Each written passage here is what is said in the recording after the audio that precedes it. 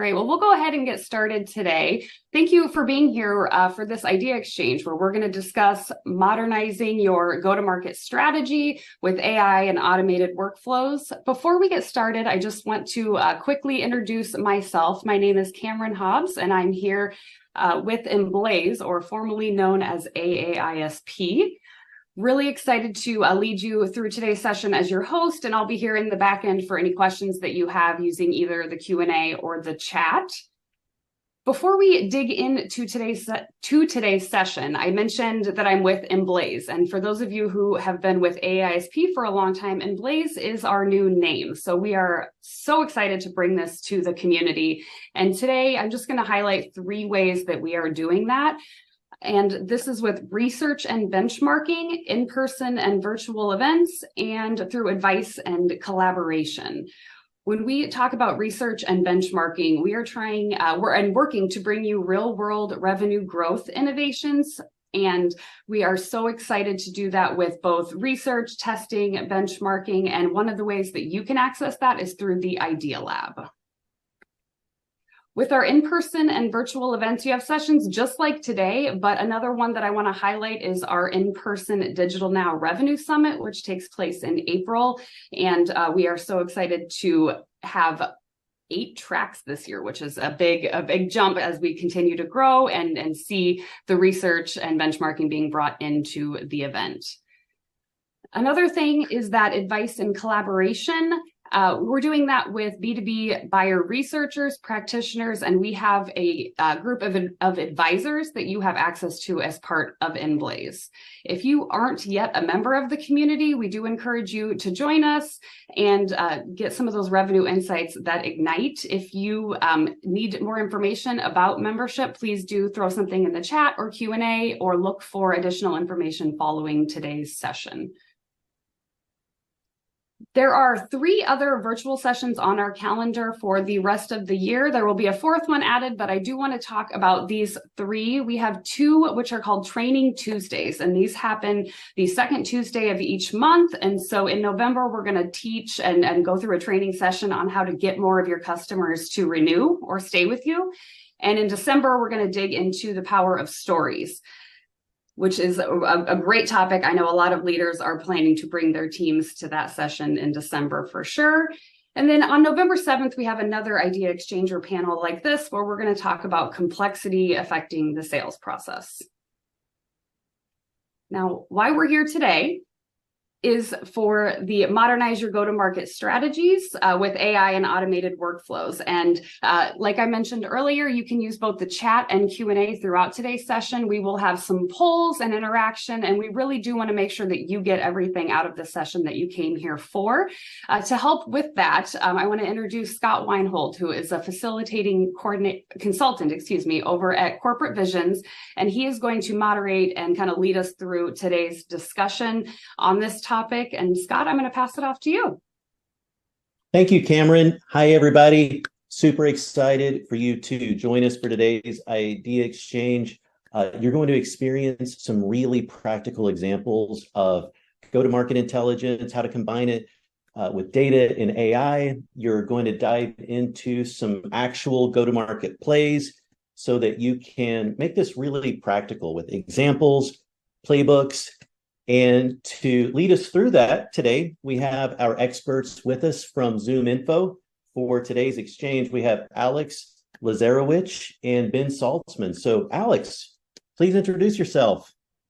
Yeah, thanks, Scott. Really happy to be here. My name is Alex Lazarowicz. I lead ZoomInfo's enterprise growth business and have the privilege of spending time with about 1,500 of our enterprise customers on a daily basis, and really get a chance to speak to a lot of the go-to-market leaders across all these organizations and spend a lot of time talking to them about how they're leveraging generative AI and their future go-to-market strategies. So really happy to be here and share some of what we've learned and see working best. And Ben, please introduce yourself. Yeah, my name is Ben Salzman. I head up go-to-market innovation and strategy here at ZoomInfo. And I feel super lucky that I get to sort of sit at the nexus between some of the best operators and customers in the world, spend a lot of time with, other vendors in the go-to-market space, and really try to push the limits of what we can do with go-to-market technology. So very excited to be here with you, Scott. All right. Thank you, Ben. Thank you, Alex. Super excited to dive in. So everyone on this call, I suspect, is highly interested, perhaps even passionate about go-to-market, about putting their go-to-market strategies in place. However, it's one of those terms that tends to be kind of fuzzy. There's different people, whenever they hear the term, whenever they say the phrase go-to-market, it can mean different things to different people. So maybe we should just start off. And Cameron, if you wouldn't mind launching the poll, do you know what go-to-market means? Yes, no, or I don't think so. So this is a safe place. You can click option number 3.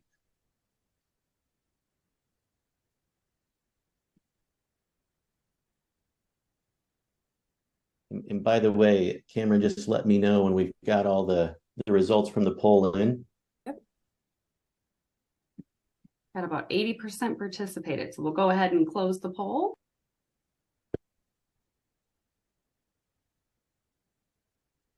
All right. Very nice. We have people who are willing. You would all, option 3 people, 45%. I don't think so. You would make Brene Brown very happy by how vulnerable you're being at the moment. So not surprising, though. Go-to-market is one of those phrases like restaurant consumers will toss the term farm to table, and they're very passionate about it. However, what exactly does it mean? And so maybe when it comes to go-to-market, let's start with that. So what exactly does modern go-to-market mean? So I'd love to hear. Alex, please. Yeah, really good point and question. I think it's a very heavily used term at this point. So the way that we think about this is kind of the difference between an average go-to-market strategy versus a modern one that we're talking about today is really understanding where you're able to find your next best customer, how you will engage with those potential customers, and what methods you might use to accelerate the acquisition of customers. And so the modern approach, as we continue to see this be built, is by leveraging dynamic insights to target the right audience for your solution, understanding market trends, and using a lot of foundational data to actually predict which customer segments might be most responsive to your product offerings. And so by doing this, companies are really able to align all of these insights with different omni-channel type of engagements.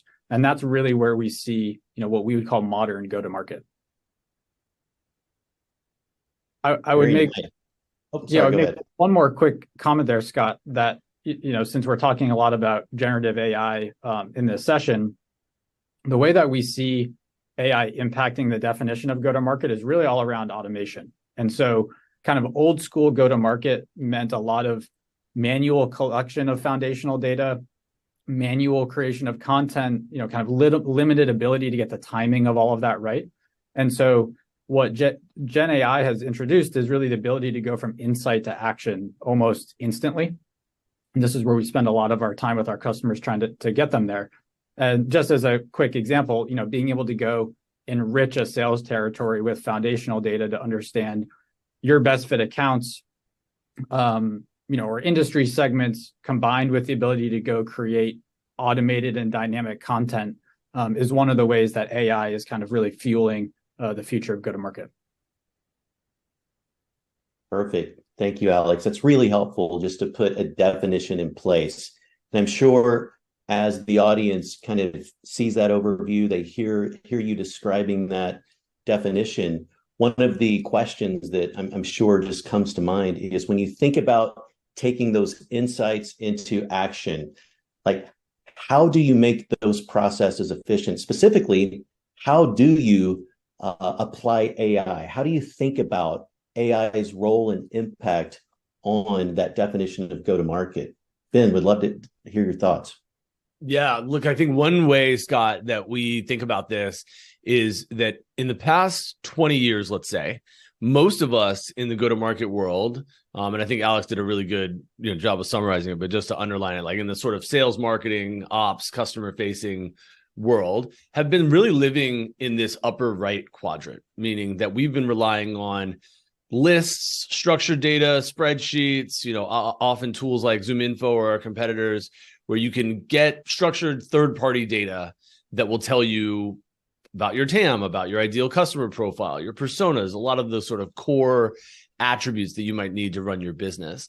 Over the last few years, there's been a ton of first-party data that's been unlocked. So it wasn't that there wasn't first-party data being generated before, but there weren't really systems and analytics and infrastructure in place to actually capture and utilize that in a real way. And so as you can see from this Google Trends shot, like PLG has really exploded over the last 5 years, and especially over the last couple of years. And really that was sort of keeping it in the structured data world, but sort of layering on, like now there's first and third party data of like lots of self-service and product utilization and, flywheels that you can build to help move people to that next, engagement milestone in your product. What the big unlock that's come from this new movement around AI is unlocking all the unstructured data, both for first and third party data. So examples might be things like earnings transcripts, product marketing materials, website content, right? There's this explosion of content that can now be harnessed and made sense of that really wasn't possible before. So a lot of people focus on Gen AI on like, oh, it can generate and it can, create text for you. Yes, it can do that. It was sort of the first obvious use case, but it also is really good at processing data and summarizing and labeling and parsing data that you give it, either structured or unstructured. So, now all 4 quadrants are in play, and it just unlocks a whole bunch of opportunity for any given go-to-market team. So if you sort of look at some of the themes that the average go-to-market team is thinking about, and we sort of map these out, right? Like a lot of these live below this line in the unstructured world, right? So things around content and training and assets, org design, like this is not spreadsheet, sort of rows and columns data. And so in our estimation, a huge percentage of these are really straight down the middle use cases for AI. And with plugins, right, and some of the things that you all have seen shipped already in this world, even things like systems architecture. I mean, if you do the plugin with Lucidchart and you start to talk to Lucidchart in a real way, like you can build systems architecture diagrams. So even just, labeling it red a month ago, you could argue that some of this is sort of in play now. But I think, McKinsey's done a lot of research on this and has published a huge amount of content over the last 6 months about where AI is going. And it's very obvious that sales and marketing is going to be the first and most important outlet for this, or at least, one of the major ones. Certainly a lot of people in product and engineering are thinking about how to build this into their product experiences. I can't think of a software company that shouldn't be, but the internal go-to-market workflows around things like data labeling, summaries, dossiers, account insights. I mean, there's just an unbelievable opportunity for all of us in the go-to-market world to really see this as a new day and to leverage AI in a completely different way. So we'll go into some of the examples and show that, but I think it's really important to just set the context of it's a whole new world and that now we're really unlocking a lot of this unstructured data in addition to the structured data. Perfect. So super exciting. There's a tremendous amount of opportunity in those bottom quadrants of value to be unlocked in that unstructured data. Love to do a quick poll just to get a sense from the audience now, like how many of you are actually leveraging AI within your go-to-market right now? So if you would please just select one of those 4 options. Yes, a little, yes, a lot, not at all, or no idea. Once again, this is a safe place to be real.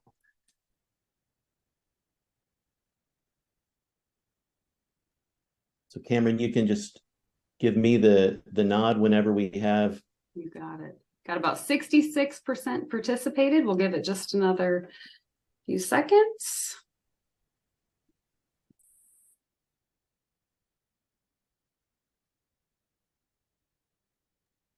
There you go. Right. So yeah, so it's really mixed. So we definitely have people who know whether they are or not, or are not. So there's a little bit. In fact, there's 0% who feel like they're using it a lot, Alex and Ben. So I'm sure there's going to be a lot of interest in hearing and seeing about some examples. So, Alex, I'm going to take that as a personal challenge. We got to get at least one person leaving this webinar being in the a lot category by next week. I think we can make that happen. Let's do it. Nice. Let's hear about it. Let's see some examples. Yeah, I think one of the challenges that you see that 50-50 split is in some ways there are so many use cases for generative AI that it's hard to pick where to start. And so what I think would be great to do is we're going to use a really specific example of I kind of want all of us to pretend like we work in the go-to-market organization at Workday. And what we'll do is we'll kind of go down the line and show you some of the attributes that you might find in Workday's website as an example. But we picked Workday because I think many of you know who they are, what they do. They have very clear personas they go after and several different products. But for those of you who might not know who Workday is, they're an HCM. They're a cloud-based software company. They provide human capital management, planning solutions, that type of thing. So what we'll do here, the premise of walking through this is that we really want to walk through how we could leverage generative AI to build a sales and marketing playbook as if we wanted to sell Workday as a solution. So we'll kind of pretend we work at Workday for a minute. And we're going to walk you all through the structured and unstructured data that you might find on Workday's website or even in an application like ZoomInfo as a third-party data source. And so I'll start by walking you through some of these key attributes. And then what's going to be really cool about this is Ben is going to actually walk you through a real-life example of dropping firmographic data into Anthropic, which is a generative AI solution, and kind of show you how we can take data, foundational data, and turn that into a playbook in a very short period of time. So I think this will be fun. Okay, so just to orient everyone to what we're looking at. So right now we're looking at what we would call foundational data. And what we often find is companies struggle to build a real go-to-market strategy or build a sales playbook without being able to understand how we think of the DNA of one of your prospective customers. So what you're looking at now is kind of the DNA of Workday. And so you have the far left column here are prospective customers of Workday. So you see companies like Stripe or GE or Splunk. And then the top row are the unique attributes that we have learned about those organizations. And we really break this into 4 key areas for us to think about. So you have company data, and we can start with the basics like revenue, the industry, the locations of the company, maybe employee headcount, those types of attributes. Then you have people data, and we'll get into some people data concepts here in a minute, but this is actual contact data, associated job titles, where they're located, those types of key bits of information. We have technology data. So what competitive technologies are these companies using, or what technologies might be installed at these companies that Workday might integrate with? That is a really helpful data point to understand targeting. And then lastly, where we start to kind of getting into timing and content is around signals data. So what activity is happening on the web that indicates that any one of these companies like Stripe or Twilio are showing a higher propensity to buy Workday than another company. And so, these 4 sets of attributes make up the DNA of any one of these prospective companies. And if we just look really quickly down at the bottom of a couple of those examples, if we look at GE for a second, so we can tell that they're using NetSuite, SAP, and Hired as some of the solutions to solve what Workday does. So we could actually think of this as competition tech that's been installed. But we also see them heavily searching the web for HCM and finance and payroll solutions. So that's showing some sort of propensity. And so this helps us really figure out targeting, is this a good or a bad fit account in theory for Workday to go after? Okay. So we'll get into I mentioned we talk about the people data. So we'll get into kind of the importance here of persona tagging and labeling. so again, if we put our Workday hat on, if we work there, we're going to be selling and marketing to people that are in HR, finance, and IT for the most part. And so one of the, in my opinion, one of the most important aspects of go-to-market and building a strategy is this concept around persona density. And so what this means is basically, do we know which accounts have the highest density of contacts with HR, finance, or IT titles in it? And if that was the only data point we had, we could actually really select a high number of good fit targets because we know there's a lot of people that are going to be leveraging a Workday type of solution. And so being able to ensure the title, the seniority, the location of these contacts being properly tagged in whatever system you use, CRM, marketing automation, data warehouse, is really critical to kind of deriving this strategy and eventually the content that goes behind it. So what I would note here as we kind of go down the line on some of these attributes is back to technographics that we're talking about a second ago. So if we're Workday, we can think about understanding the technology landscape in a prospective customer account in three different ways. So one is competitive tech. Are they using something that we as Workday would have to rip out and replace? That's really helpful to understand. Integration tech. So are there solutions that Workday plays really nice with? That would be really helpful to know. And then proxy tech. So that could be as simple as being inside of an ecosystem that Workday already plays in, but also are these organizations we're looking at sophisticated? Do they have a lot of technology that shows sophistication that might signal another high fit account for us? And then so as we kind of keep going right to the right of that foundational chart, the next thing that we get to here is really about real-time signals to help inform Workday's playbook. So this is going to start to help us with timing. And I think Ben coined this phrase. I might be stealing it from someone else, but these are like the go-to-market laws of physics. And those laws of physics are timing, targeting, and content. And it has to be in that order. So you can't target your way out of bad timing, or we couldn't time our way out of bad content. And so what we're looking at here are signals like website visits, known and inferred intent data, key contact tracking, where you can see if a previous customer joined a new customer account, and being able to actually deliver content based on those really important signals related to timing. So one of these great exercises that we see a lot of companies do is kind of look back and use past performance as an indicator of future performance. And what I mean by that is you could take a set of closed won or closed lost opportunities and look at what intent signals or what website visits were happening 3 months before you won or lost that deal. And could that help us inform the timing and the content of future campaigns or future sales plays based on some of the companies that we targeted before? And just by the way, if there are folks on this call that happen to be a ZoomInfo customer, feel free to reach out to your team, your account team. We're always happy to run this analysis for you all. So feel free to chat with them. It can be a really great exercise to do. Thank you, Alex. That's really so. Alex, you shared with us how persona tagging and labeling is really critical to make sure you're honing in on the right decision makers that you need to target. You talked about those real-time signals.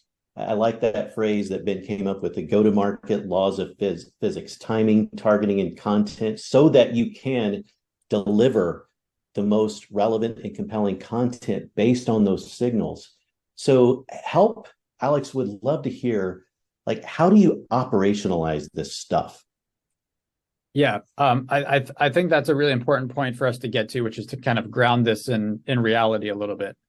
And so if we think about these different attributes we just talked about, so things like the revenue of a company, what technologies they have installed at this business, if we're selling our Workday HR solution, do they have any people in HR at their company? Do we know that to be a good fit target? And so the screenshot that you're looking at now is basically of an account in a system like Salesforce or Marketo, CRM or marketing automation, where you can essentially be stamping those accounts with all of these various attributes. And so as you start to build dynamic playbooks in a sales engagement type of solution, you can actually use these data points to decide, again, when do you want to send some content and who are you sending it to and how frequently, and making sure that data and the content changes dynamically based on the type of person, the type of industry, the level of seniority, the technologies they have installed. All of this really practically can be stored in the right way in these go-to-market systems. Perfect. So this kind of brings us back to where we just started. Again, back to foundational data. So we covered quickly basic company data. We covered the people who work there based on title and personas.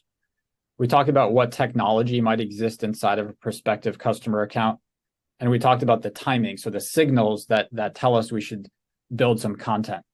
And so what we're going to go into next is actually watching Ben take all of the data, what feels like kind of raw data, and leverage generative AI to build us some targets and associated content. Awesome. Thanks, Alex. And I'll just note that I think, in my experience talking with customers, what we see is most companies really focus on a lot of the core attributes for things like territory building books of business, top level targeting. Like, we care about customers like that look like this in this region of this size, right? In this vertical. What Alex just, I think, alluded to is the more specific you can get, where you're getting to those computed traits or the custom attributes that are so specific to your market that it will actually take some processing, some cleanup, some normalization to really make sense of them, is I think where a lot of the magic happens. And all of that is really what's required to make AI really zing. So what we'll show is some of the examples of bringing that together. So we'll go through this. With the poll that we saw, at least one of you will leave today being like, oh, I can do this today in AI, right? So Anthropic, think of Anthropic and OpenAI as in very similar spaces. It's like Uber and Lyft, from my opinion. They both are large language models, which can both generate, do Gen AI and also processing data of all types. So we'll show you examples of some of this. What I'm going to do is take a lot of that data foundation that Alex talked about, combine that with unstructured data from Workday, and show you what some of the outputs might look like. So the first thing we're going to do is, and this is going to be in a GIF so that it's easier to capture. But again, anyone can do this. First thing we're going to do is we're actually going to take job descriptions and upload them into Claude, which is Anthropic's AI product, and basically say, hey, help me understand who is an ideal customer profile for Workday given this unstructured data. And so you can see here that talks about roles in HR and finance, IT. And so we're bringing in this unstructured data to help us get that insight. The next thing we'll do is we'll actually take their website content and upload it into the same chat to say, okay, now here's more information about the products they sell, right? So all of us have a website that has a huge amount of content in it, leveraging that either for generating your own marketing materials or leveraging your customer's website content to generate personalization and relevance at scale. It's all possible. So just taking the unstructured data, either dumping it in as a file or as a blob of text, we can go in here and build on that ICP. And then the next thing we're doing is we're bringing in data sheets. So again, unstructured data that lives inside of a PDF around like, who do we sell to? What is the value of the product, right? Almost all of us have marketing materials like data sheets that can further augment this ICP. And so what it's doing is it's sort of combining and stacking these queries together to sort of say, okay, if I have the website content and the data sheets and the job descriptions, I really know a lot about this company and can help to make sense of it. And so then the next thing we're doing is we're starting to incorporate the third-party data in, right? So far, we've just uploaded first-party unstructured data. And what you're seeing here is we're now uploading the technographics file from ZoomInfo to say, hey, here are the thousands of technographics that ZoomInfo tracks. Which ones of these will be relevant to Workday? And so what you're seeing in the output is we're picking through thousands of pieces of tech and it pretty much knows. And you can see Oracle, PeopleSoft, SAP, ERP, ADP. I mean, this is straight down the middle, exact competition for Workday.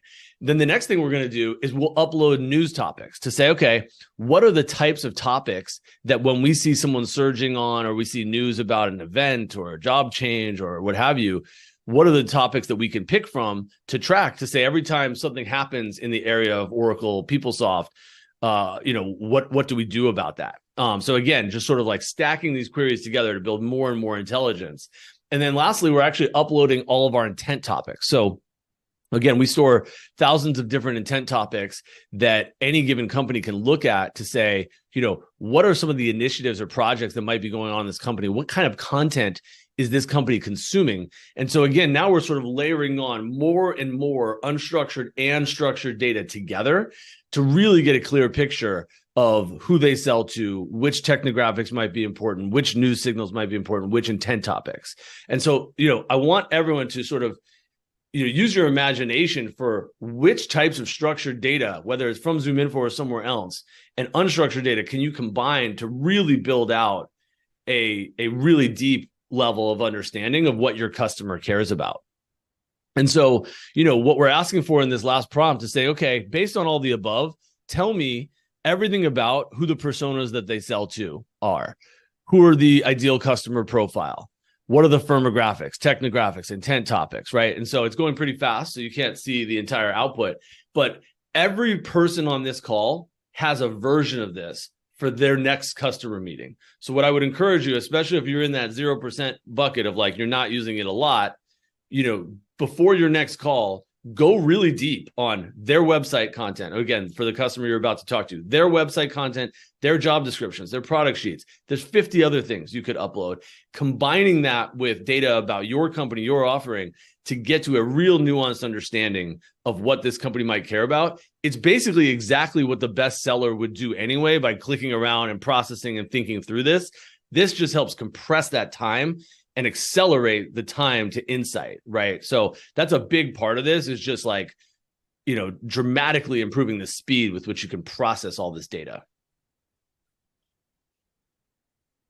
Ben, thank you. That's really helpful. So we're the audience is seeing right now, you can take third-party data, technographics, news topics, competitive data, all different types of unstructured third-party, first-party data, layer it, combine it in order to really achieve a nuanced personalization and relevance at scale in lightning speed.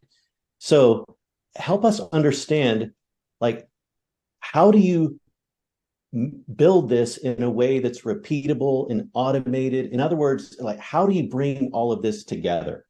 Yep. Yeah, Scott, it's a great question. I think, one of the things that I think a lot of people come across is, I just talked about the speed with which you can get to goodness. It's also allows you a lot of speed to get to badness, right? If you're not inputting the right information and giving it the right frameworks to work from, right?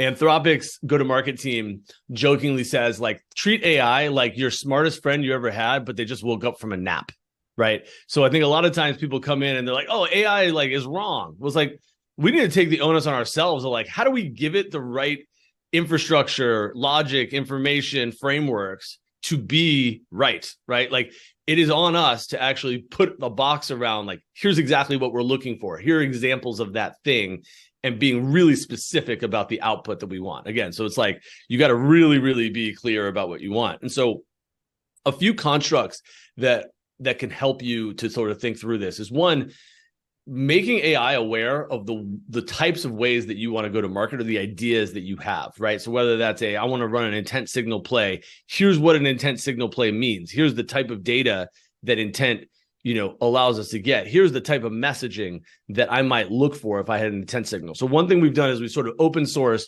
a lot of these ideas at zoominfo.com/plays, and anyone can go and sort of, go and look at the way that ZoomInfo thinks about all the horizontally applicable ideas that every company should run. So taking these and programming them into AI to say, here's the play I want to run, here's all the metadata about the play, you really have to get structured in what you're asking from it. So if we go one level down, within each play, there's also sort of a number of different flavors of touches or steps in a given sequence or sales flow that basically make up that play. And so, in our estimation, there's something like 40 or 50 kind of repeatable ideas that almost everyone is using, right? So like the opening hook, the simple signal, the clarification, the referral, the bump, right? There's any number of nuances or variations within that. But, if you sort of look through any given company's outbound strategy, there's basically like 40 different flavors of email you can send. And so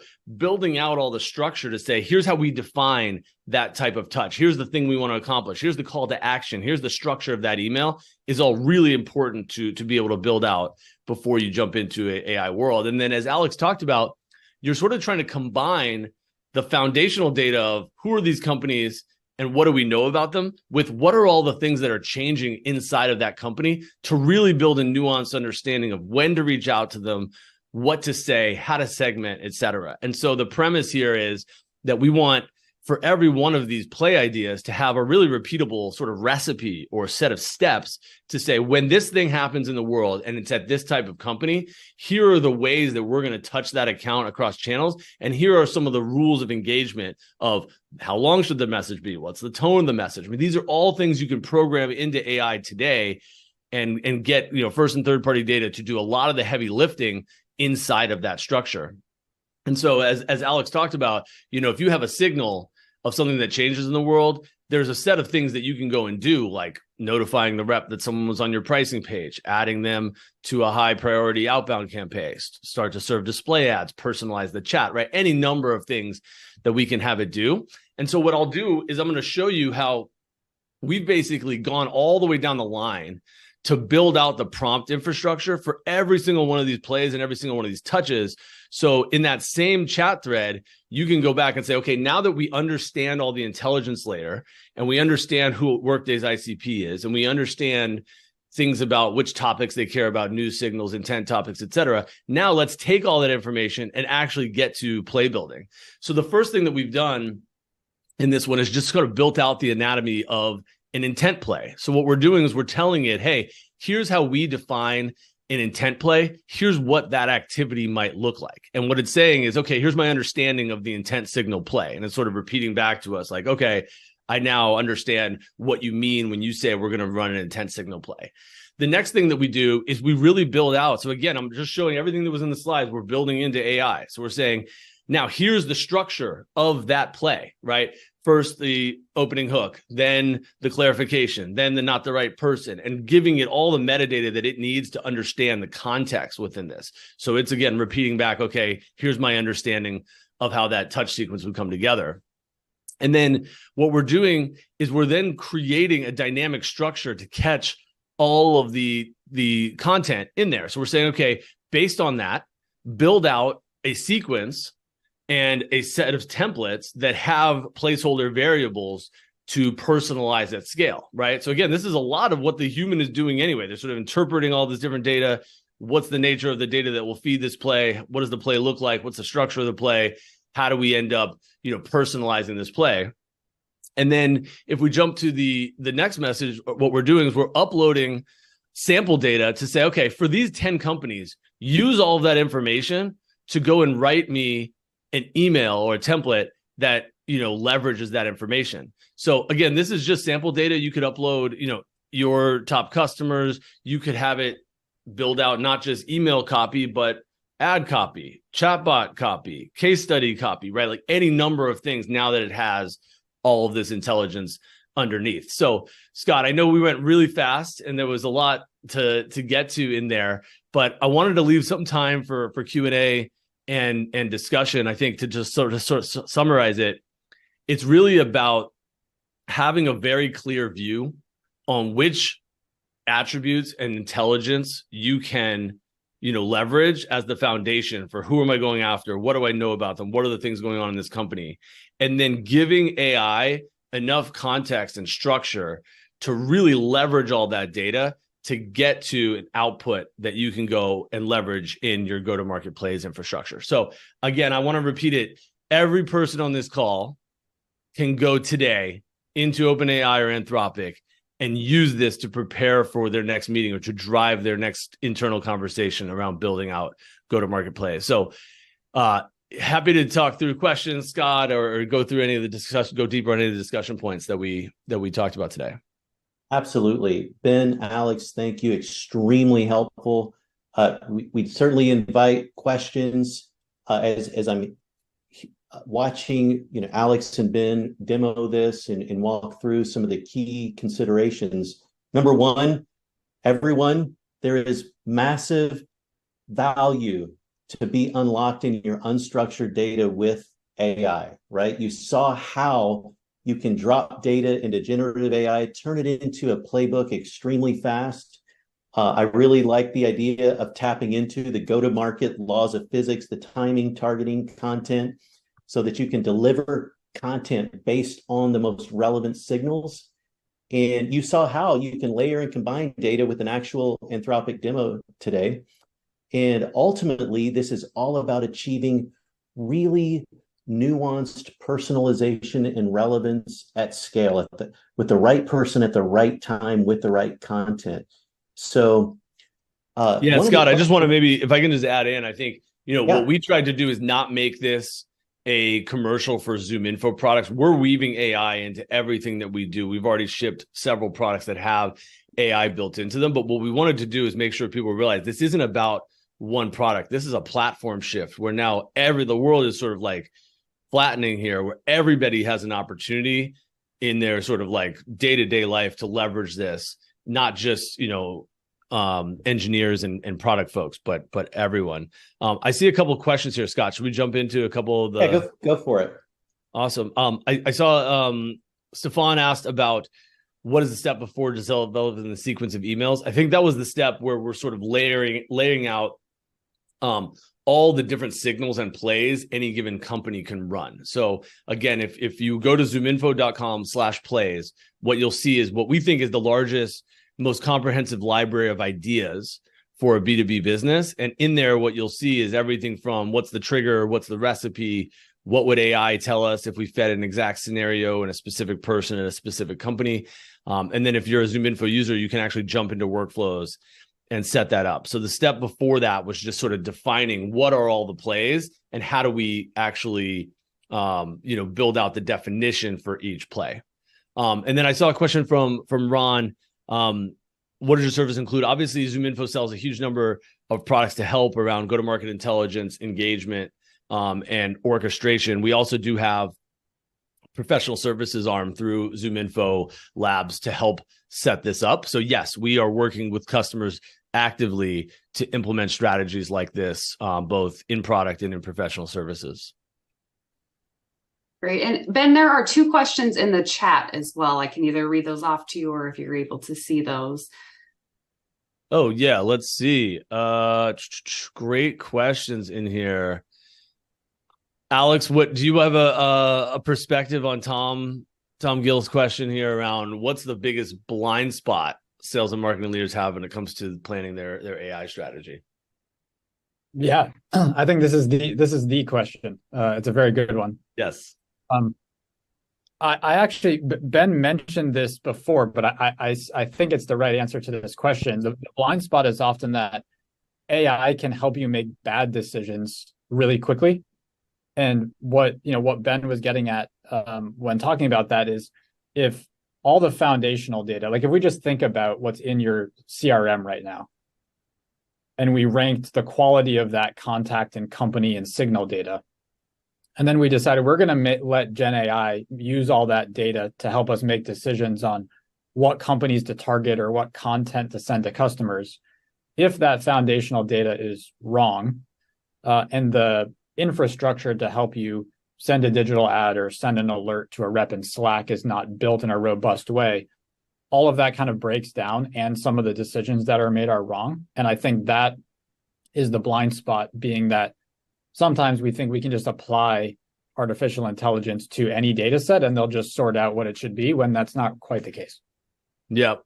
I'm just going to add to that, if you don't mind, Scott. I think the other thing I would say is it's not perfect. And so even if you have all the right foundational data and all of the right, sort of like logic and prompt infrastructure, you probably still just get to like a 90-10. I actually think it's better than 80-20. Like you get about 90% of the way there, but it requires a human in the loop at the end sometimes to do like rounding the edges, sanding the corners, like processing it, right? Like there's this concept in robotics called uncanny valley, which is, hopefully you all have heard of this term, but it basically means like as it gets closer to truly human, it actually can fall into this sort of gap in the system where it feels like a little creepy, where it's almost like the animatronic robot with the red eyes. It looks exactly like a human, but if you look in the eyes, it's like there's lasers, right?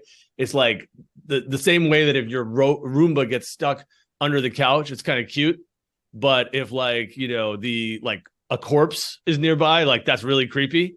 Like it's like if it's right close to human but not, it can feel really off. So I'm always encouraging companies to sort of have a last mile where people are cleaning up, changing, sort of like, okay, like I hope this email finds you well is sort of the classic one of like the email's perfect, except it keeps telling me that it finds me well. And that just feels like AI, right? So, I think that's something that people are working on over time.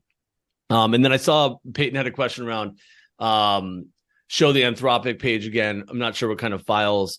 We can send off a follow-up explaining which files were uploaded during which prompts, but I think it's unclear which exact prompt you're talking about. But just to summarize it, like the files that we uploaded for this exercise, just as an example, right? It could be 10Ks, it could be S1s, it could be earnings transcripts, it could be anything, were job descriptions, website content, data sheets, technographics, intent topics, signals data, and then a bunch of information about how we think about structuring the messaging. And then at the end, we just uploaded a big list of customers and said, for the top 10, write in a table, an example of an email. So in Blaze team, I don't know if it's possible, but let's go and send folks the example, or not the example docs themselves, but exactly which types of docs were uploaded as part of this. And by the way, Ben, just as a comment on that, just to make sure we're over explaining. So, I mean, you could be uploading a CSV file of data. You could also take a PDF of an annual report from a public company and upload that and get the outputs that you want, right? Totally. Yeah. I think that's really one of the huge opportunities that was exposed as part of this AI movement, is just like public companies have a huge amount of data that are out there in the ether, a lot of it unstructured, right? That they're required to submit to the SEC every year. And certainly they go and tell us every 3 months what their priorities are. Like AI is unbelievable at parsing some of that information. So yeah, to Alex's point, it can be, spreadsheets, PDFs, Word docs of any type, right? There are certainly limits and token implications and things if you're going to upload, War and Peace, but there's no limit to the sort of like the flavor of unstructured data that you can layer in. Very nice. Well, that I know that the people on the call will find that extremely useful and helpful. So thank you for volunteering to send those resources.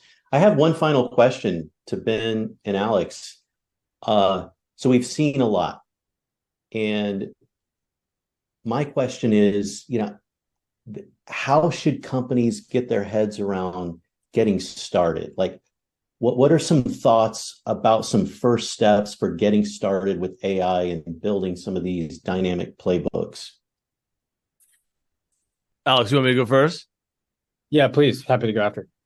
Awesome. I'd say one exercise that I recommend for any company is what we would think of as like the manual to scale loop, where you present your best rep or someone in product, whoever some of your smartest folks are, with an exact scenario of a specific company, a specific person. Like, how would you go and get ready for this first call, right? So Alex, leads a team of sales reps, some of the best people in our company, and you can often figure out the blueprint for exactly what you want to scale through AI by just taking an anecdote or a single example of a single company of like, okay, Alex, best rep, we're going to go sell to Workday. Here's the exact persona. Here's a bunch of things happening at that company. Here's what they have installed, like all the way down the line on everything we showed, and say, show us your thought process. What's the decision tree that goes off in your head of where to go look? And what you'll find is the best reps are like, okay, cool. I'm going to go to their website. I'm going to see what products they sell. Let me see if they're hiring. Let me go read their latest earnings transcript. Let me go look in the news to figure out, what this company is doing. Let me look on ZoomInfo or other places to figure out which employees they have, right? It's the exact same stuff that we ended up putting into this flow. And so don't be afraid to get really tactical and sort of like get the anecdotes from your best people of like, what's your process? And then back that out into something you can scale in AI. So that's one thought, but Alex, would love your input here as well. Yeah, if I'm being a selfish sales leader for a second, I think a lot about this with how could I save a sales rep, how could I give them back 30 or 40% of their day? And so what Ben's talking about is kind of running these plays at scale. And even if you're just trying to get started at all with anything, and you're someone who sells to publicly traded companies, as an example, and you go ask that top performing sales rep, what do you do to prepare for meetings? And they say, oh, I listen to their earnings call and I read their annual report and I spend 7 hours doing that. Those are little things that really generative AI can fix in a matter of minutes. You can upload an annual report to Anthropic and get the bullets that you want in a couple seconds, which is amazing. So those are some really quick wins that you can get, even if you're not quite ready for the full blown playbook that you're going to deploy across, your large enterprise. Very nice. Well, Ben, Alex, thank you so much. This has been really helpful. I really appreciate how you brought a holistic platform approach to how to tap into the power of generative AI. I know there's a lot of value that is, potential for everyone. I hope that those of you who said you're not doing this, that as Ben mentioned earlier, at least one of you are leaving right now believing you can do this. And so it's doable. You've heard some practical ways of choosing a single example, like working with one of your smart salespeople. And I know that if you're a sales leader like Alex, the idea of giving your top reps 30 or 40% back into their day, because generative AI can do many of the pedantic tasks they're doing in seconds. And so super exciting. Thank you so much. And Cameron, I guess I'll turn it back over to you. Yeah, that was a great session. And thank you, Ben and Alex, for walking us through that. I know I took a lot of notes, and I can't wait to share the replay with some on my team who weren't able to join.